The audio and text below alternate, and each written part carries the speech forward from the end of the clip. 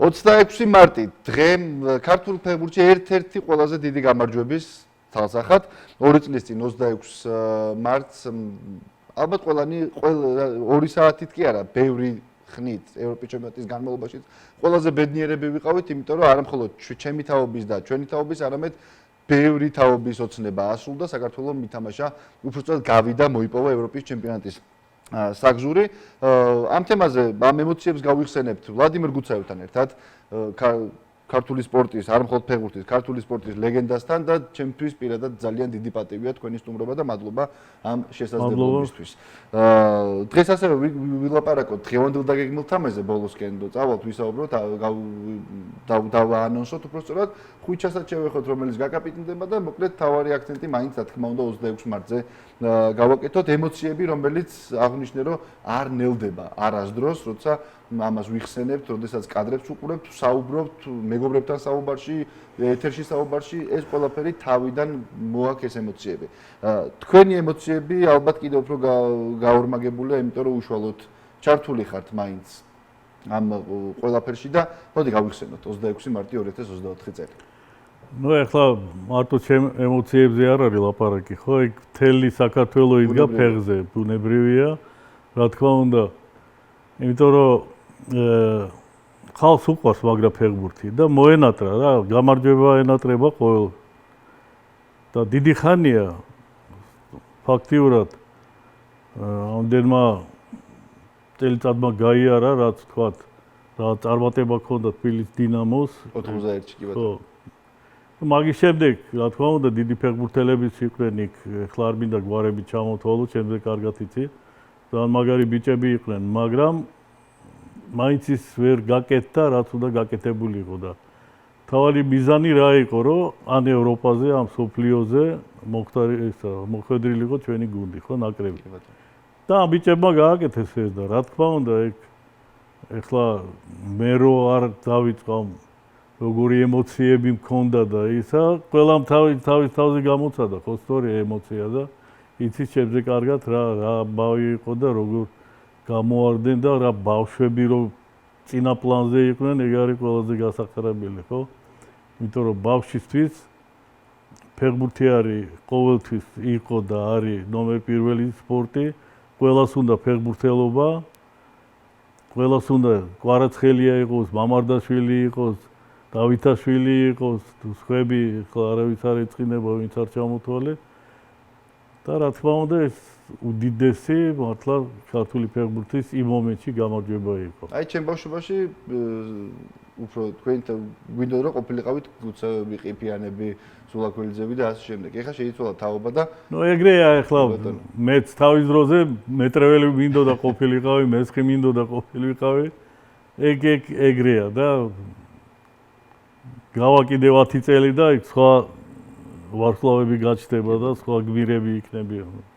თქვენ ბავშვები ახსენეთ და ყველაზე მნიშვნელოვანი რაც ამ ყველაზე რა ერთ-ერთი ყველაზე მნიშვნელოვანი რაც ამ გამარჯვებამ მოიპოვა არის მოიტანა არის რომ ქუჩაში რომ გავდივართ დღეს უკვე ნაკლებად აცვიათ ბავშვებს თამაშის დროს მაგალითად მესის, რონალდუსთან კაკასთან ნებისმიერი ვარსკვლავის ფორმა, ხო? აცვიათ მიქაუტაძე, კვარაცხელია და ჩვენი ფეხბურთელების მაისურები. აი ეს რას ნიშნავს, აი რისი საწინდარი იყო ეს გამარჯვება და ეს დღე 26 მარტი ქართული ფეხბურთისთვის კი არა, ზოგადად ქვეყნისთვის რა.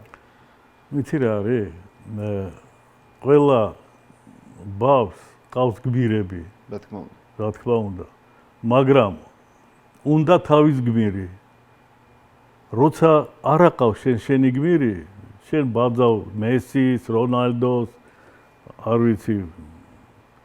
და როცა უკვე გაჩნდება შენ ქვეყანაში გმირები და თან მაღალი დონის გმირები, ახლა თასს რო აიღებ, ჩემპიონთა თასს, ეგ უდიდესი საქმეა რა თქმა უნდა და ამიტომ ეს ჩვენი ბავშვები გადავიდნენ უკვე თავის გმირებზე, თავის ქვეყნის გმირებზე და ამით ამაყობენ და ეგ ბუნებრივიც არის, ლოგიკურიც არის და სასიამოვნო. მაგას გეუბნები, ეგ არ არის გასაკვირი, იმიტომ ყველას თავისი უხარია, რა თქმა უნდა და ძალიან კარგი. და რაც ყველაზე ალბათ კიდევ ამ ბიჭებმა რა მოიტანეს, ქალებმა დაიწყეს სტადიონზე სიარული რა.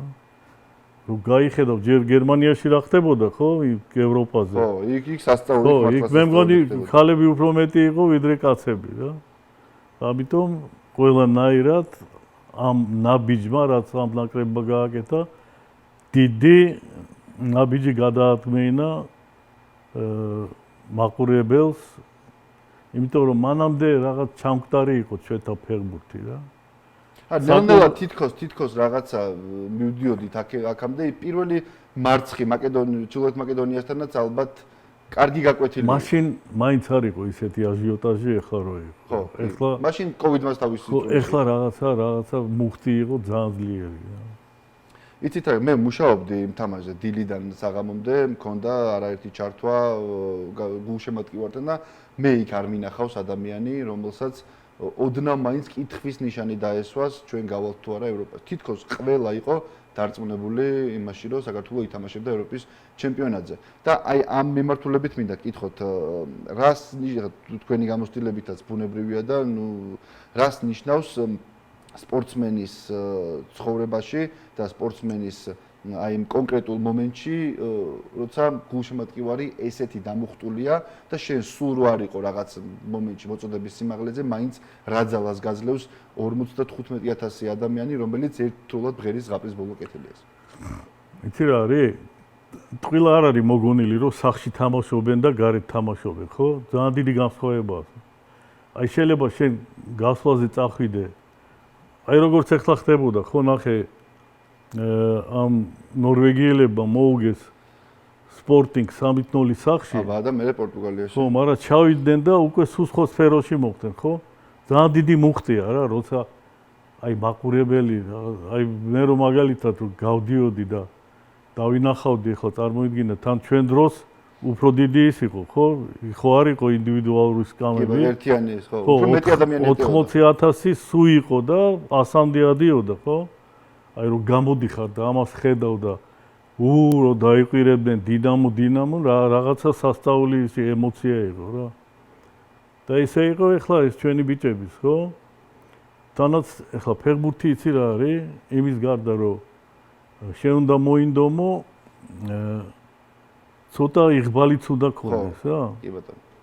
აი ჩვენი მაგალითად იღბალი რა იყო, რომ ორივე თამაში ლიუქსემბურგთან და საბერძნეთთან მოხდა თბილისში, ხო?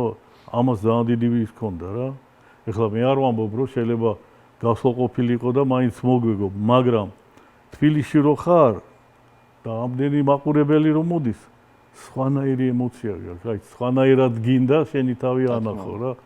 ფაქტიურად მაქსიმუმს აკეთებ, რაც შეგიძლია და ზოგ მომენტში აი გახსოვს ბუდუ რო დავარდა და თავით რო კი. ხო,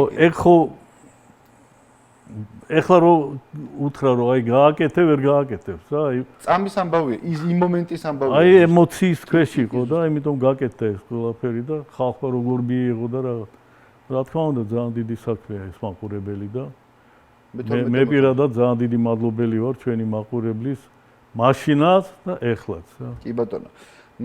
მე იყო ევროპის 26 მარტი, მე იყო 26 ივნისი, რომელიც მართლა გამორჩეული თარიღი იყო პორტუგალიასთან გამარჯვებისთვის. 26 რომელმაც აღნიშნა საუბრის დასაწყისში, რომ გადაცემის დასაწყისში, რომ 26 რიცხვი რაღაცნაირად სასიამოვნო ტრადიციად ჩამოგვიყალიბდა და დღეს არის ისრაელთან თამაში, ამხანაგური გასაგებია, ჰქონდა შანსი, რომ მსოფლიო ჩემპიონატის პლეი-ოფი გვეთამაშა, არ გამოვიდა ამ ეტაპზე, მაგრამ დღეს ამხანაგური თამაში ისრაელთან, ამაზეც აგვისო 9 საათზე მიხეილ მესხის სტადიონზე, ლოკომოტივზე, ვაკეში გაიმართება დღევანდელი დაპირისპირება და მინდა კითხოთ ამ მატჩთან დაკავშირებით პრინციპში ძლიერი შემოდგომაა, ოპტიმალური შემოდგომაა კოჩორაშვილის ტრაუმა და შემდეგ არის დებუტანტი მამაგეიშვილი, ხო?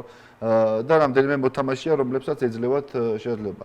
დღევანდელი გადმოსახედიდან, აი მაშინდელი საქართველოს ნაკრები და დღევანდელი საქართველოს ნაკრები მწვრთნელიდან დაწყებული, მოთამაშეებით დამთავრებული, გაიზარდა თუ აი როგორ მიდის ტენდენცია? თუ ბუნებრივია ეს პატარა წყვეტა რაც იყო ფეხბურთში ხდება? აი მე მაგალითად ველოდი რომ აი ევროპის შემდეგ ჩვენი გუნდი უფრო მოუმატებს რა. და იყო მომენტი რომ მართლა აღარავის ეჭვი არ ეპორებოდა ეგ სომხებს მოუგე თავისუფლად იქ როგორ დავიწყეთ მას შემდეგ ჩეხეთთან თამაში? ხო, ჩეხეთთან 4-1, მერე ბულგარეთი ჩამოვიდა 3-0, მაგრამ მერე წავიდა აი მე მესმის რა თქმა უნდა რომ ესპანეთთან თამაში ძალიან ძნელია რა, მართლა ძალიან ძნელია. იმიტომ რომ უკვე 15-20 წელია ესპანეთი ნომერ პირველი ნაკრებია ხო ფაქტიურად რა. ყოველთვის იბრძვის ჩემპიონი, სოფლიო იქნება თუ ევროპა იქნება, პირველ ნომრად გადის ფაქტიურად. და აი მაგათთან შეხვედრა ჩვენ არ გვაწყობდა რა, მაგრამ რასი დავერქ ჩვენზე ხო არ არის დამოკიდებული. აი მაგან ცოტა იმას გვიქნა რა. მოგდე ხასავით და ამოგვაგდო კალაპოტიდან. ხო, აი ეგ არის რა და ეხლა ფაქტიურად კეთდება ისევ ახალი ნაკრები რა. ახალი გვარებია, ახალი სახელებია. ეს დაცვაში მაინც ხო, რამდენიმე პოგლიჩიძეა ახალი. ხო, უკვე კაშია, ნუ მაგაზეც ვიტყვით, კვარა რომ კაპიტანდება. ხო, ნუ ისა და ეს კარგია რომ ეს თამაშია და იქ ლიტვაშიც არის ეს თამაში. რომ ცდილს ეკდება შანსი რომ მართლა ნაკრების დონეზე გამოცადოს ის ფეხბურთელები, რომლებიც ევროპაში თამაშობენ სხვადასხვა კლუბში. ამასაც დიდი განსხვავებაა რა.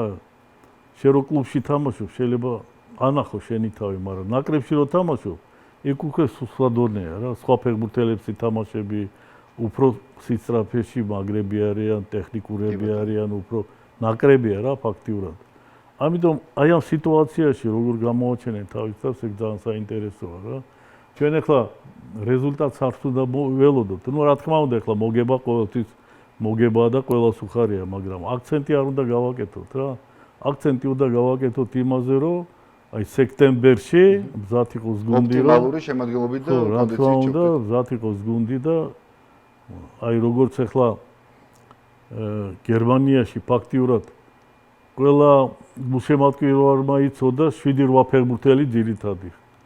აი ეგ თუ იცის, ესე იგი გუნდი კარგია რა. კი ბატონო. აი რომ გააღვიძო ვინმე დილის 5 საათზე და უთხრა, აბა ნაკრები მითხარი ჩვენი და რო ჩამოგიწვის 8 კაცს მაინც, ესე იგი უკვე ნაკრები ბირთვი გასაგებია. ხო, ახლოს არის რაღაცას. კაი რამეს. კი ბატონო. თქვენ ახსენეთ სექტემბერი და სექტემბერში ვიწყებთ ახალ ერთა ლიგას, უნგრეთი, ჩრდილოეთი ირლანდია და უკრაინა არიან ჩვენი მეტოქეები, უკრაინა, რომელთანაც როგორ პრომოცია უნდა იყოს უკრაინა და როგორ პრომოცია უნდა ვიყოთ ჩვენ, მაინც ვერა და ვერ მოუგეთ ვერაფერი. ბათუმი იყო თუ იქ პოლონეთში ვითამაშეთ გასაგები მიზეზების გამო და არა უკრაინაში სამწუხაროდ და ვერაფერთ ვერ უგებთ. აი რა მოლოდინი გაქვთ სექტემბრიდან უკვე ამ ჯგუფში. ესპანეთი აღარ არის, რაც თავარია, ესპანეთი მოვიშორეთ ამ შემთხვევაში, იმიტომ რომ ესპანეთი პირველ დივიზიონში. რო გითხრა რომ ძალიან ისეთი ძალიან რთული ის არის რა. ჯგუფია კი. იმიტომ რომ უკრაინა ყოველთვის ფიზიკურად, ტექნიკურად ცუდი ფეხბურთელები არ აყავს და კაი კლუბებშიც თამაშობენ. კი ბატონო. ტოპ 5 ჩემპიონატებში არის. ხო, უნგრელებმა ბოლო ეს 5 წელი მაგრამ მოუმატეს. კარგი გუნდია, მე ვნახე რამდენჯერმე. და ეხლაც იბრძოდნენ ხო? ამ ამერიკაში მოსახვედრად ბოლომდე იბრძოდნენ და ძალიან კაი რეზულტატები ჰქონდათ. ამიტომ მე ვერ ვიტყვი რომ ეხლა ჩვენ გავალ და ყველას დავაწვენ და ჩრდილოეთი ირლანდია ჯერ კიდევ ბრძოლაშია. დღეს თამაშობს პლეი-ოფს იტალიასთან. ხო, მაგას გეუბნები, ეგ ტრადიციული გუნდია ფაქტიურად. მაღალ მწვერვალზე არადროს არ აცულა, მაგრამ აი ესე სტაბილურად შუაში არის ხოლმე ყოველთვის. ამიტომ ახლა ძნელია თქმა, მაგრამ იცი რა, თავარია შენ როგორ მოემზადები შენ თვითონ რა. ახლა თუ უყურე რომ აუ ეს რა მაგარია, ის რა მაგარია, ეს უნდა დაივიწყო რა. უნდა მოემზადო ესე და ითამაშო ის ფეხბურთი, რომელიც შეგიძლია და ჩვენ ფეხბურთის თამაში შეგვიძლია დავამტკიცეთ, ხო? იქ მარტო ჩვენ კი არა, რაც დინამო დაარსდა და იქიდან მოდის და მე ნაკრები, ახლა ჩვენთან რო ფეხბურთელები იზრდება, ყოფილ საბჭოთა არცად არ არის ეგეთ ფეხბურთელები და თვითონ უკრაინაშიც არ არის, 40 მილიონი არიან, რუსეთი 140 მილიონია და ეგეთ ფეხბურთელები არ აყავს და ჩვენ 3 მილიონი თუ 4 მილიონია ქვეყანაში იზრდებიან ესეთი ბიჭები როგორც კვარა, როგორც ლამარდა და სხვები. ხო, ეს ხო ის არის, უბრალო ის არ არის. უფრო მონდომება უნდა და მაგაზე ფიქრი უნდა რა. რომ უნდა მოიგო, უნდა გააკეთო შენი საქმე. კი ბატონო. და ბოლოსკენ კითხავთ, ვიცით უკვე რომ კაშია ამ ორ თამაში არ ითამაშებს, დღეს და 29-ში იქნება ივნისში ერთი თამაში რუმინეთთან და გაცილება იქნება გურამ კაშიასი, თალსახად ლეგენდა ქართული ფეხბურთის და კაპიტანი და კაპიტნობას ჩაიბარებს ხვიჩა კვარაცხელია. იყო რამდენიმე ვარიანტი, გულშემატკივარიც სხვა შორის საუბრობდა, რომ იქ სომხეთთან თამაშზე კიტეიშვილ მოუკაპიტნა საქართველოს ნაკრებს, სურდათ მამარდას კაპიტნობა, სურდათ ქოჩორას კაპიტნობა, შეირჩა კვარა. რა სიტყვით ამაზე? ანუ თქვენ თუ გყავდათ ვინმე ვარიანტი ან თქვენი ფავორიტი ვინ შეიძლება ყოფილიყო კაპიტანი და საბოლოოდ იცი რა არის ახლა რო თქვა რომ კაპიტანს რაღაცა როლი აქვს დიდი არაფერი ხო? ახლა ჩვენ გუნდში საშა ჩივაძე იყო ახალგაზრდა ჩვენზე, მე ვთამაშობდი დათო ყიფიანი იყო, შოთა ხინჭაგაშვილი იყო, მაგრამ საშა ჩივაძე ავირჩიეთ კაპიტნად რა, არაფერი ის. ახლა თუ იმაზე ვიმსჯელეთ, ვინ არის ღირსი, რა თქმა უნდა, ხვიჩაზე ღირსი არავინ არ არის, ხო? ესეთ კლუბში თამაშობს, ესეთ დონეს მიაღწია და ისე თამაშობს, რომ ეჭვიც არ უნდა არავის შეეპაროს, ხო? მაგრამ ახლა თვითონაც იცის, რომ დიდი არაფერი არ არის, ახლა თვითონ ხოშიანად თამაშობს, მაგრამ იმაში პარი სენ-ჟერმენში სხვა კაპიტანი ყავს. და ამით არაფერი არ იცვლება, ხო სწორია. ამიტომ მე უბრალოდ მინდა რომ წარმატება უსურვო, რა თქმა უნდა, კაი კაპიტნობა რო არის, რომ იღბლიანი კაპიტანი უნდა იყო რა, ბოლო-ბოლოს. სხვა შორის იღბლიანია თვითონაც, გარდა იმისა, რომ შრომელია, ნიჭიერია და მართლა ტოპ ვარსკვლავია მსოფლიო ფეხბურთის დღეს ბედნიერ ვარსკვლავზეა პრინციპში დაბადებული. მისი კარიერა ისე განვითარდა, ისე წავიდა, რომ ძალიან კარგია, შეიძლება ნაკრები წაიყვანოს და რაღაცა სასიკეთო მოხდეს, კი. კი ბატონო. კიდევ ერთხელ. ბატონო ვლადიმერ, უღრმესი მადლობა დღეს სტუმრობისთვის.